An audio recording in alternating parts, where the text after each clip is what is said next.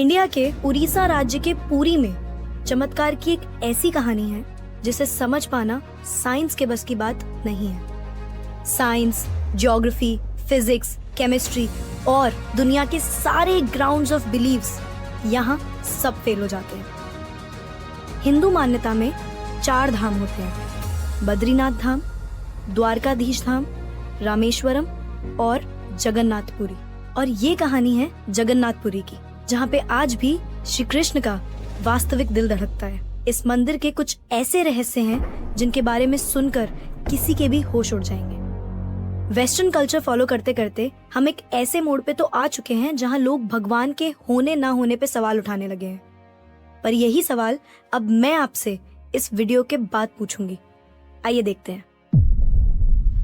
हर मंदिर में जहाँ मूर्तियाँ मेटल या स्टोन से बनती हैं, वहीं जगन्नाथ मंदिर में भगवान की मूर्तियाँ लकड़ी से बनी हुई हैं। ऐसा क्यों? आइए बताती हूँ। 3102 बीसी में जारा नाम के एक शिकारी ने शिकार करते हुए गलती से तीर श्री कृष्ण के पैर पे चला दिया, जिससे श्री कृष्ण की मृत्यु हो गई। जारा ने श्री कृष्ण का देह संस्कार किया पूरे रीति रिवाजों के साथ। पर जब उनकी चिता शांत हुई तो जारा ने देखा कि एक चमकने वाली मेटल की चीज अभी तक जली नहीं थी। जारा को ये समझ नहीं आया था कि ये है क्या, तो उसने उसे उठाया और उसे बेचने निकल गया। पर उसको खरीदना तो दूर, किसी ने उसे हाथ भी नहीं लगाया। फिर आखिरकार जारा ने हार थक कर उस मेटल की चीज को एक लकड़ी पर रखा और उसे पानी में बहा दिया। गुप्त साम्राज्य के समय अवंती के राजा इंद्रद्युम्न, जो कि विष्णु जी के बहुत बड़े भक्त थे, उन्हें एक दिन सपने में आकर विष्णु जी ने एक नदी में डुबकी लगाने को कहा और ये भी कहा कि एक लकड़ी के तने में तुम्हें उस नदी में मैं मिलूंगा। इस सपने को देखकर अगले ही दिन राजा डुबकी लगाने चले गए। डुबकी लगाते वक्त राजा को नदी में थोड़ी ही दूर एक लकड़ी का तना भी दिखा। बिना देर किए राजा तने तक पहुंचे और उस तने को महल में ले आए। फिर राजा ने कुछ बहुत नामी काश्तकारों को बुलाया, पर उनमें से कोई भी उस लकड़ी से एक मूर्ति नहीं बना पाया। कई दिन बीत जाने के बाद एक काश्तकार महल में आया और उसने राजा से कहा कि ये मूर्ति मैं बनाऊंगा, पर मेरी एक शर्त है। राजा ने काश्तकार से उसकी शर्त पूछी, क्योंकि राजा किसी भी शर्त को मानने के लिए तैयार थे। तो काश्तकार ने कहा कि ये मूर्ति बनाने के लिए मुझे पूरे 21 दिन का समय चाहिए और मैं चाहता हूँ कि 21 दिन से पहले ना तो कोई मुझसे बात करे, ना मिले और ना ही मेरे किसी भी काम में विलंब डाले। राजा ने खुशी खुशी ये शर्त मंजूर कर ली। मूर्ति बनाने का काम शुरू हुआ। रोज मूर्ति बनने की आवाजें भी आती थी, पर धीरे धीरे वो आवाजें बंद हो गई। अवंती की रानी को लगा कि शायद भूख प्यास से काश्तकार मर चुका है, इसीलिए उन्होंने जहाँ मूर्ति का काम चल रहा था उस कमरे के दरवाजे को खुलवाने की जिद की और राजा को उनकी बात माननी पड़ी। जैसे ही दरवाजा खुला तो उन्होंने ये देखा कि वहाँ कोई काश्तकार था ही नहीं। सिर्फ और सिर्फ 3 मूर्तियाँ थी: भगवान जगन्नाथ, उनके भाई बालभद्र और उनकी बहन सुभद्रा। और उसी जगन्नाथ जी की मूर्ति में वो मेटल वाली चीज भी रखी गई थी, जो कि कुछ और नहीं, श्री कृष्ण का धड़कता हुआ दिल था। ये कोई नॉर्मल ह्यूमन हार्ट नहीं है, ये एंशिएंट एडवांस टेक्नोलॉजी का क्लियर सबूत है। ये हार्ट एनर्जी ट्रांसमिट करता है और हम सब ने ये तो पढ़ा ही है that stones and metals are good conductors of electricity and wood is a bad conductor of electricity. इसीलिए idols in the Jagannath temple are made up of wood. सिर्फ यही नहीं, हर 12 साल में एक बार भगवान की नई मूर्ति स्थापित की जाती है और भगवान के दिल को उस मूर्ति में शिफ्ट किया जाता है। ये किया इसलिए जाता है क्योंकि जो energy transmitting device, if we talk scientifically, उस मूर्ति में होता है, वो इतनी एनर्जी ट्रांसमिट करता है that the wood gets depleted with time और इसीलिए उसे बदलने की जरूरत होती है। पर इसे बदलने का प्रोसेस भी इसी की तरह बहुत इंटरेस्टिंग है। हर 12 साल में एक दिन ऐसा होता है जिस दिन मंदिर में किसी को एंट्री नहीं मिलती। पूरी शहर की बिजली काट दी जाती है। मंदिर के मेन पंडित की आंखों पे पट्टी और हाथों में बड़े और मोटे ग्लव्स पहनाए जाते हैं और 100% अंधेरे में इस दिल को निकालकर नई मूर्ति में फिर से स्थापित किया जाता है।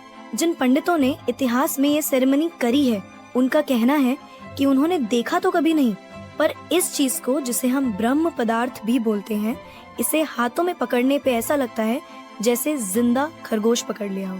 माना ये भी जाता है कि अगर किसी ने ब्रह्म पदार्थ को देख लिया तो उसकी मौत उसी समय निश्चित है।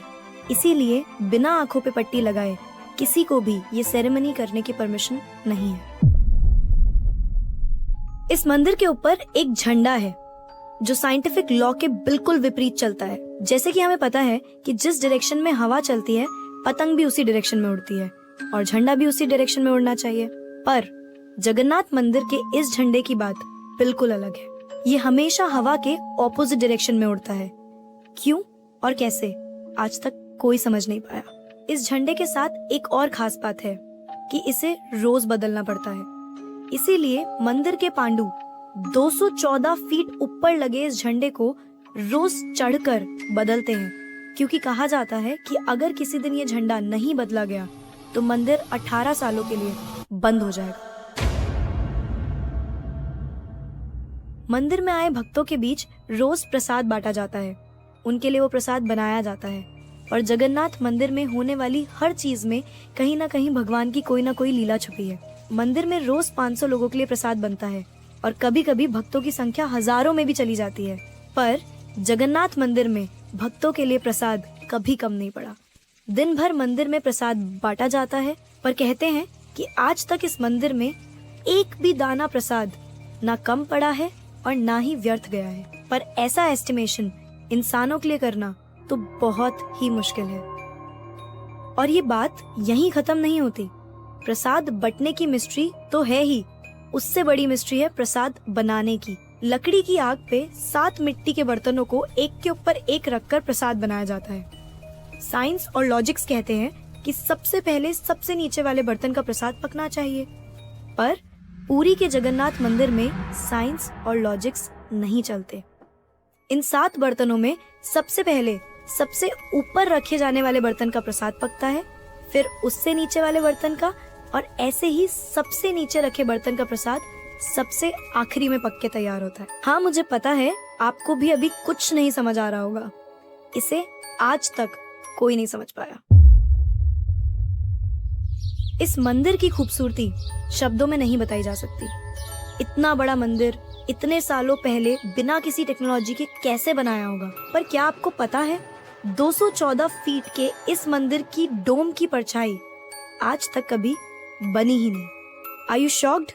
You must be, but it is true.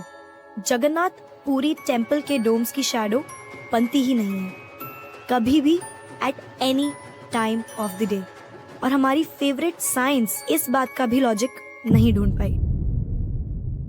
The mystery is not over here। जैसा कि हमें पता है कि कुछ buildings, architectures and areas no fly zones होते हैं, मतलब वहाँ ड्रोन्स, एयरप्लेन्स या कोई भी मैन मेड फ्लाइंग ऑब्जेक्ट पहुंचाने की या उड़ाने की परमिशन नहीं है।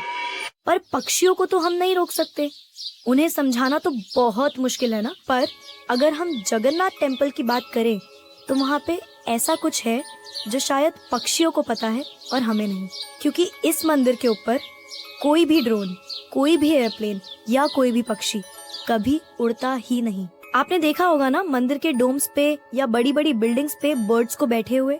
कभी जगन्नाथपुरी जाएंगे तो देखिएगा that birds don't rest on the roof of Jagannath temple. Sudarshan चक्र, ये नाम तो आपने सुना ही होगा। सुदर्शन चक्र भगवान विष्णु का अस्त्र है। ये अधर्म का विनाश करता है। जगन्नाथ मंदिर के टॉप पे एक सुदर्शन चक्र है और उससे आप जिस भी डायरेक्शन से देखोगे उसकी फेसिंग आप ही की तरफ होगी। भगवान जगन्नाथ, जिनके नाम का मतलब ही जगत के नाथ हैं, इनके मंदिर में लाखों श्रद्धालु अपनी आस्था और प्यार भगवान के लिए लेकर आते हैं। पर इस मंदिर में सिर्फ हिंदुओं को दर्शन करने की अनुमति है। किसी भी और धर्म के इंसान को दर्शन बाहर से ही करवाए जाते हैं और दर्शन करवाकर भेज दिया जाता है। जैसे कि हमारी ex prime minister Indira Gandhi ji, वो भी जगन्नाथपुरी गई थी दर्शन करने, पर क्योंकि वो फारसी हैं और हिंदू नहीं और उन्हें उनका सरनेम फिरोज गांधी से मिला है, इसीलिए इंदिरा गांधी को भी दर्शन करने की अनुमति नहीं दी गई। सिर्फ यही नहीं, 2005 में थाईलैंड की प्रिंसेस महाचक्री सिंधोन को भी जगन्नाथपुरी टेम्पल में एंट्री नहीं दी गई थी, क्योंकि यहाँ फॉरेनर्स अलाउड नहीं है। उनके लिए अरेंजमेंट्स की गई थी और दर्शन बाहर से ही करवाए गए। 12वीं सदी से बने हुए इस मंदिर को स्विट्जरलैंड की एक महिला ने 1,78,00,000 रुपए का चढ़ावा भी चढ़ाया। ये मंदिर में चढ़ाया गया अभी तक का सबसे बड़ा चढ़ावा है।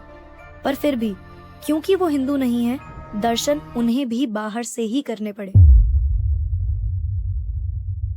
हमारे ही धर्म की इतनी सारी बातें हैं जिसके बारे में हमें कुछ पता ही नहीं। हम आंखें बंद करके किसी भी कल्चर को, किसी भी ट्रेंड को फॉलो करते जा रहे हैं।